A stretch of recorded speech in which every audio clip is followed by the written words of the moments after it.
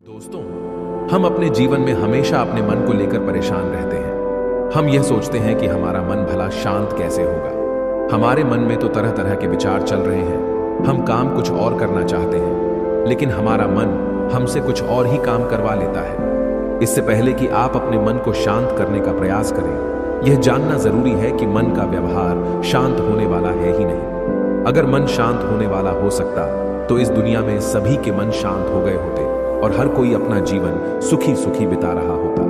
फिर न तो कोई हंगामा होता और न ही किसी तरह की कोई तकलीफ। सभी का जीवन खुशी खुशी बीत रहा होता। फिर न तो आप और न ही मैं पैसे कमाने के पीछे भाग रहे होते। समस्या तो यह है कि हम ज्यादा से ज्यादा चीजें इकट्ठा करना चाहते हैं, क्योंकि हमें लगता है कि हमारे पास जितनी ज्यादा चीजें होंगी हम उतना ही सुखी रहेंगे।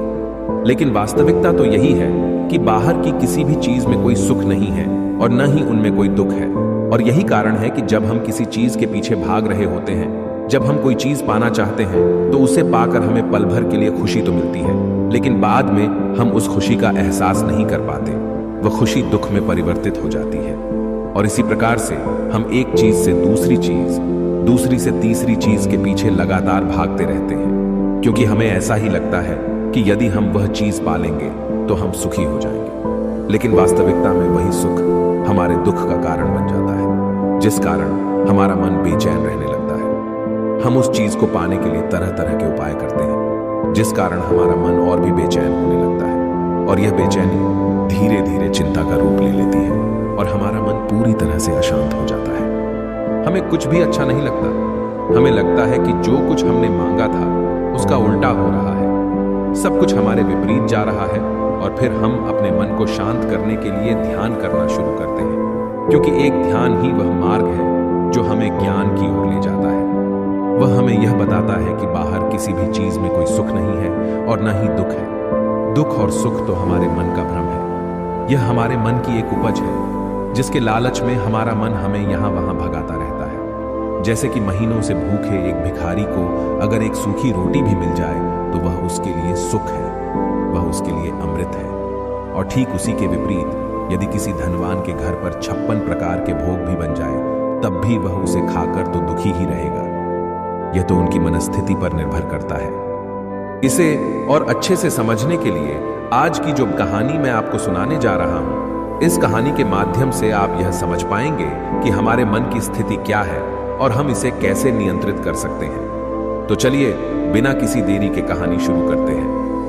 एक समय की बात है, एक गांव में एक युवक रहता था जिसका मन बहुत ही अशांत रहता था। वह हमेशा तनाव में रहता। वह अपने मन को शांत करना चाहता था, लेकिन उसे कोई भी उपाय नजर नहीं आ रहे थे। उसके जीवन में कई प्रकार के दुख थे, जिनके कारण वह हमेशा तकलीफ में रहता, तनाव में रहता। एक दिन उसे पता चला कि उसके गांव में एक बौद्ध भिक्षु आए हुए हैं, जो सभी को दुख और सुख पर उपदेश दे रहे हैं। वह युवक तुरंत ही घर से निकला और उनके आश्रम जा पहुंचा। वहां पर पहुंचने के बाद उस युवक ने देखा कि वह बौद्ध भिक्षु सभी गांव वालों को उपदेश दे रहे थे।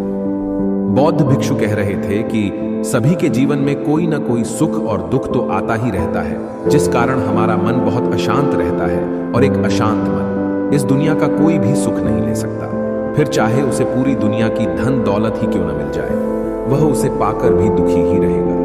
परंतु जिस व्यक्ति का मन शांत है, उसके पास चाहे कुछ भी हो या ना हो, वह हर छोटे पल का आनंद ले सकता है। वह हर पल को खुशी खुशी जी सकता है। इस दुनिया का और इस जीवन का परम सुख भी प्राप्त कर सकता है। इतना कहकर उन बौद्ध भिक्षु ने अपना प्रवचन समाप्त कर दिया और वापस आश्रम की ओर लौट गए। युवक भी उनके पीछे पीछे आश्रम पहुंच गया और इस युवक ने उन बौद्ध भिक्षु से कहा, हे गुरुवर, अभी कुछ देर पहले आप उपदेश दे रहे थे कि एक शांत मन हर पल का आनंद ले पाता है, हर पल को सुखी सुखी जी पाता है। लेकिन इस दुनिया में सभी के पास मन है और सभी के मन अशांत है, तो ऐसे में भला अपने जीवन को कोई सुखी सुखी कैसे जी सकता है। इस दुनिया में शांत मन किसी के पास नहीं। मेरे पास भी एक ही मन है और वह भी शांत नहीं है। गुरुवर, क्या आप बता सकते हैं कि मैं अपने इस मन को कैसे शांत करूं? तभी बौद्ध भिक्षु ने उस युवक को ध्यान के बारे में समझाया, ध्यान के फायदे बताए और उसे कहा, बेटा, ध्यान करने से हमारा मन शांत हो जाता है। हम विचारों के दलदल से बाहर आने लगते हैं और इस कारण हमारे जीवन में सुख उत्पन्न होने लगता है। यदि तुम भी अपने जीवन में सुखी होना चाहते हो, अपने मन के इन विचारों के दलदल से बाहर निकलना चाहते हो, तो तुम्हें ध्यान करना चाहिए। तुम्हें ध्यान का अभ्यास करना चाहिए, क्योंकि यही वह मार्ग है जो तुम्हारे मन को शांत कर सकता है और तुम्हें सही राह पर ला सकता है। उस युवक ने उन बौद्ध भिक्षु की बात मान ली। उस युवक ने उन बौद्ध भिक्षु को प्रणाम किया और वापस घर चला गया। घर पहुंचने के बाद उसने ध्यान करना शुरू किया। वह रात भर ध्यान करता रहा, लेकिन उससे उसे कोई लाभ नहीं हुआ। इस कारण वह अगली सुबह फिर से उन बौद्ध भिक्षु के पास पहुंचा और उन बौद्ध भिक्षु से कहता है, गुरुवर, आपके कहे अनुसार मैंने रात भर ध्यान किया है, लेकिन उससे मुझे कोई लाभ नहीं हुआ। मेरा मन तो अभी भी अशांत है। आप तो कह रहे थे कि ध्यान करने से हमारा मन शांत हो जाता है। तभी वह बौद्ध भिक्षु उस युवा से कहते हैं, ध्यान कोई एक बार करने की चीज नहीं है, ये तो अभ्यास है और धीरे धीरे समय के साथ मन शांत होता जाएगा। इस पर वह युवक कहता है, हे गुरुवर, मेरे पास इतना समय नहीं है। मुझे कोई ऐसा मार्ग बताइए जिससे जल्दी जल्दी मेरा मन शांत हो जाए और मैं खुशी खुशी अपना जीवन जीने लग जाऊं। ऐसे तो मेरा बहुत समय बर्बाद हो जाएगा। मुझे कुछ ऐसा बताइए गुरुदेव, जिससे मेरा मन आज के आज और अभी शांत हो जाए, जिससे मैं सुख की अनुभूति कर पाऊं, मुझे सुकून मिले। उस युवक की यह बात सुनकर बौद्ध भिक्षु मुस्कुराने लगे। उन्होंने उस युवक से कहा, बेटा, मेरे पास तुम्हारे लिए कुछ ऐसा है जिससे तुम्हारा मन अभी के अभी शांत हो जाएगा। इतना कहकर वह बौद्ध भिक्षु अपने आश्रम में गए और अंदर से एक घड़ा लेकर आए और उस युवक को थमाते हुए कहते हैं, जाओ और पास की बह रही उस नदी से इस घड़े में पानी भर कर लाओ। उन बौद्ध भिक्षु के इतना कहने के बाद उस युवक ने वह घड़ा हाथ में ले लिया और नदी की तरफ जाने लगा। उसके बाद मन ही मन सोच रहा था कि लगता है यह गुरु पागल है, इन्हें कुछ नहीं पता। भला यह घड़ा मेरे जीवन में शांति कैसे ला सकता है? ये मेरे मन को शांत कैसे कर सकता है? लेकिन उसके पास और कोई रास्ता नहीं था, जिस कारण उसने घड़ा लिया और पास वाली नदी के पास पहुंच गया। उसने उस नदी में से उस घड़े में पानी भरना शुरू किया, लेकिन जैसे ही उस व्यक्ति ने उस घड़े को नदी से बाहर निकाला तो उस युवक ने देखा कि उस घड़े के चारों ओर छोटे छोटे छेद हैं, जिससे पानी तेजी से बाहर की ओर निकल रहा था। उसने लगातार कई बार प्रयास किए, लेकिन काफी बार कोशिश करने के बाद भी वह उस घड़े को पूरा नहीं भर पाया और थक हार कर उन बौद्ध भिक्षु के पास वापस लौटा और क्रोधित होकर कहता है, गुरुवर, आपने यह कैसा घड़ा दिया है? इसके चारों तरफ तो छेद है। भला मैं इसमें पानी कैसे भरकर ला सकता हूं? जब भी मैं पानी भरता हूं, इस घड़े के छेदों से सारे पानी बाहर निकल जाते हैं। इस घड़े को मैं पूरा नहीं भर सकता।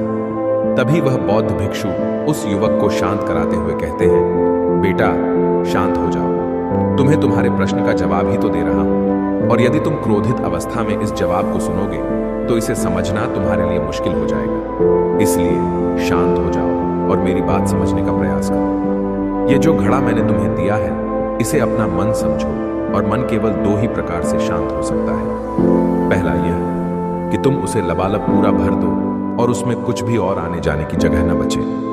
क्या तुम इस घड़े को इस प्रकार भर सकते हो? इस पर वह युवक कहता है, हे गुरुवर, मैं इस घड़े को लबालब नहीं भर सकता, क्योंकि जब भी मैं इसमें पानी भरता हूं, सारा पानी तो छेद से बाहर निकल जाता है। तभी वह बौद्ध भिक्षु उस युवक से कहते हैं, ठीक इसी तरह हम भी अपने मन को कभी नहीं भर सकते। हम जितना इसमें डालते जाएंगे, वह सब कुछ हमारे शरीर के द्वारा बाहर आता रहेगा। फिर चाहे वह क्रोध हो, प्रेम हो या फिर दया, हम जो भी अपने अंदर आने देते हैं, वही हमारे अंदर से बाहर भी आता है। और इसीलिए मैंने तुम्हें छेदों वाला घड़ा दिया, क्योंकि ये हमारी मन के जैसा ही है। और जब हम इस मन को बस भरना चाहते हैं, तब तुम अपना समय बेकार कर रहे हो। क्या तुम्हें एक पल के लिए भी ये नहीं सोचा कि इसी प्रकार तो तुम अपने मन को भरने में भी लगे हुए हो? क्या इससे तुम्हारा समय बर्बाद नहीं हो रहा? क्या इससे तुम्हारा जीवन बर्बाद नहीं हो रहा? क्योंकि जिस भी चीज से तुम अपने मन को भरोगे, वह तो बाहर निकल ही जाएगी। उस युवक को अपनी गलती का एहसास हुआ। वह तुरंत उन बौद्ध भिक्षु के चरणों में गिर गया और उन बौद्ध भिक्षु से कहता है, गुरुवर, आपने सच कहा। मैंने कभी भी इसके बारे में नहीं सोचा कि मैं अपना जीवन अपने आप ही बर्बाद कर रहा था। ठीक है, मैं तो इस बात से अनजान था, लेकिन आज आपने मेरी आंखें खोल दी। परंतु गुरुवर, अगर यह मन को पूरी तरह भरने का पहला तरीका मन को शांत नहीं कर सकता, तो मन को शांत करने का दूसरा तरीका कौन सा है? गुरुवर, मुस्कुराते हुए उस आदमी से कहते हैं, दूसरा तरीका है कि अपने मन को पूरी तरह खाली कर दो। इस पर वह व्यक्ति कहता है, गुरुवर, आप ही मुझे बताइए कि मैं अपने मन को खाली कैसे कर सकता हूं। तभी बौद्ध भिक्षु कहते हैं, बेटा, यह तो बहुत ही सरल है। बाहर का कूड़ा अपने भीतर मत जाने दो। इस प्रकार तुम्हारा मन अपने आप ही खाली हो जाएगा। वह व्यक्ति कुछ देर सोच विचार करने के बाद बौद्ध भिक्षु से कहता है, हे गुरुदेव, यह कैसे संभव है? जो भी हम देखते हैं, सुनते हैं, वह हमारे मन में ही तो जाता है, वह हमारे भीतर की ओर ही तो जाता है, फिर मैं उसे कैसे रोक सकता हूं? इस पर बौद्ध भिक्षु मुस्कुराने लगे और उस युवक से कहते हैं, बेटा, मैं तुम्हें यही तो समझाने का प्रयास कर रहा हूं कि मन को केवल ध्यान से ही जीता जा सकता है और एक दिन ध्यान करने से कुछ नहीं होने वाला। हमें इसके लिए समय देना होगा, हमें इसके लिए धैर्य रखना होगा, इसका निरंतर अभ्यास करना होगा। आगे बौद्ध भिक्षु उस युवा से कहते हैं, बेटा, क्या तुम्हें प्यास लगी है?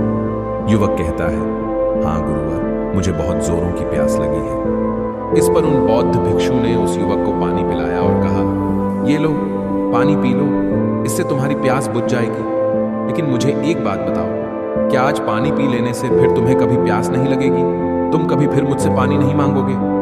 इस पर वह युवक कहता है, गुरुवर, आप कैसी बातें कर रहे हैं? पानी तो हमारे जीवन का एक हिस्सा है, इसके बिना तो हम मर जाएंगे। और आप कह रहे हैं कि आज पानी पी लो और उसके बाद मैं कभी पानी न पीऊं। यह भला कैसे संभव है? प्यास तो हमें रोज आती है और हम रोज पानी पीते हैं, इसके बिना तो हम मर जाएंगे। तभी बौद्ध भिक्षु मुस्कुराते हुए उस युवक से कहते हैं, ठीक इसी प्रकार एक दिन के ध्यान से हमारा मन शांत नहीं हो सकता। उसे भी रोज भूख लगती है और उसे रोज रोज हमें आहार भी देना पड़ता है। उसे भी रोज पानी पीने की जरूरत पड़ती है और ठीक उसी प्रकार हमें हर दिन ध्यान करने की भी जरूरत पड़ती है। और जब हम निरंतर ध्यान करते हैं, इसका अभ्यास करते हैं, तो देखते ही देखते हमारे मन की भूख शांत होने लगती है और एक समय पर हमारा मन सारे विचार उत्पन्न करना बंद कर देता है। तब वह बाहर से कुछ भी ग्रहण नहीं कर पाता और जो कोई भी विचार हमारे भीतर है, वह सारे विचार देखते ही देखते समाप्त हो जाते हैं और इसी प्रकार धीरे धीरे हमारा मन शांत होने लगता है।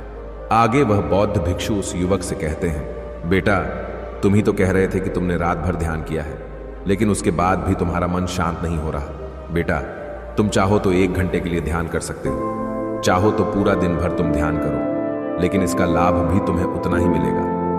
अर्थात मान लो तुम 1 दिन के लिए ध्यान करते हो तो इससे तुम्हारे मन को भी शांति केवल कुछ समय के लिए ही मिलेगी। यह हो सकता है कि वह 1 घंटे के लिए शांत रहे या फिर केवल कुछ क्षणों के लिए, लेकिन वह शांत अवश्य होगा।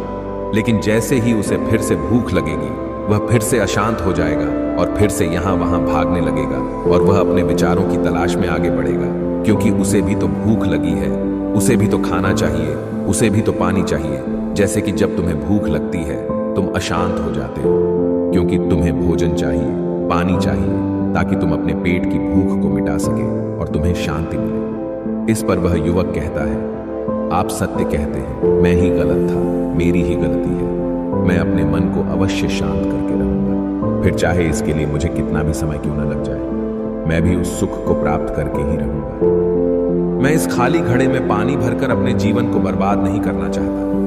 मैं अपने मन को शांत करके ही रहूंगा, मैं अपने मन को पूरी तरह से खाली कर दूंगा। इतना कहकर उस युवक ने उन बौद्ध भिक्षुओं को प्रणाम किया और वापस अपने घर की ओर लौट गया। दोस्तों, हम लोगों के जीवन में भी कई प्रकार की समस्याएं हैं और हम उन समस्याओं का समाधान करना चाहते हैं, और अंत में हमें जो मार्ग मिलता है वह ध्यान है। हम ध्यान तो करना चाहते हैं, लेकिन हम उसके परिणाम को तुरंत पाना चाहते हैं। जब हम शुरू में ध्यान करते हैं तो हमें उसका कुछ भी लाभ नहीं मिलता और हमें लगता है कि यह व्यर्थ है, इससे हमें कोई भी फायदा नहीं होने वाला, क्योंकि हमें तो सब कुछ जल्दी जल्दी चाहिए। लेकिन वास्तविकता तो यही है कि ध्यान सब्र और समय मांगता है और साथ ही उसे शांति भी चाहिए। परंतु हम इतने अशांत हैं कि हमारे भीतर ये तीनों चीजें नहीं हैं। इसीलिए अपने भीतर धैर्य पैदा करें। जब आपके भीतर धैर्य पैदा होगा, तभी आप सब्र, समय और शांति के महत्व को समझ पाएंगे और फिर आपका समय चाहे कैसा भी क्यों न चल रहा हो, आप हर समय खुश रहना सीख जाएंगे। अगर आपका मन अशांत है तो यह किसी और के हाथों में नहीं है, कि वह आपके मन को शांत कर सके। यह तो आपके हाथों में है कि आप अपने मन को किस प्रकार और कितनी देर तक के लिए शांत कर सकते हैं। दोस्तों, आपने आज के इस वीडियो से क्या सीखा वह मुझे आप कमेंट में बता सकते हैं। इसी के साथ में उम्मीद है कि आपको आज की वीडियो पसंद आई होगी, तो इस वीडियो को उस इंसान को शेयर करें और उसी के ठीक बाद चैनल को सब्सक्राइब करें। तो चलिए फिर मिलते हैं ऐसी एक और नई वीडियो में। तब तक के लिए अपना ख्याल रखें। धन्यवाद और नमो।